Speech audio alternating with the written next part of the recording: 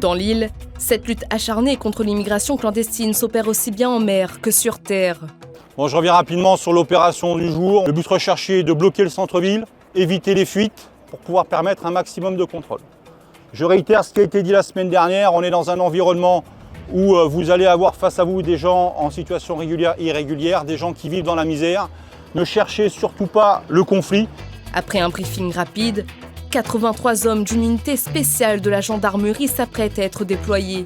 Une intervention qui s'inscrit dans le cadre de l'opération Brennus. Des opérations de grande envergure qui se déroulent en pleine ville, sous les yeux de la population. Objectif, arrêter en un minimum de temps un maximum d'individus en situation irrégulière.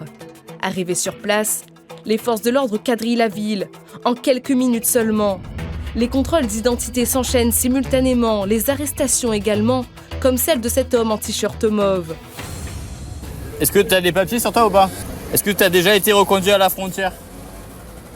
Madza Ukaou Vaïdziwa? Oui, ok. Donc là, c'est des personnes qui ont été arrêtées parce qu'ils n'étaient pas en mesure de présenter soit un titre de séjour, soit une pièce d'identité. Dans le même temps, un autre individu est arrêté et menotté. Il fait partie des personnes recherchées. L'individu est fouillé, accusé d'avoir participé à de graves troubles à l'ordre public. Pendant ces interventions délicates, dangereuses, les hommes de la gendarmerie et leurs véhicules sont régulièrement visés. On reçoit de nombreux projectiles, tout ce qui est pavés, rochers, grosses caillasses. Et depuis très peu de temps, on reçoit de nombreuses tiges en métal, des fers à béton.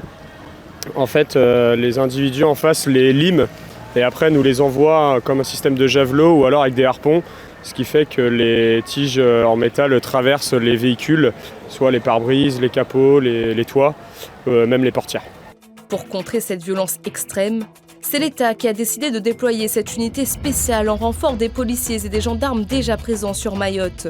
Les mineurs isolés sont les principaux visés.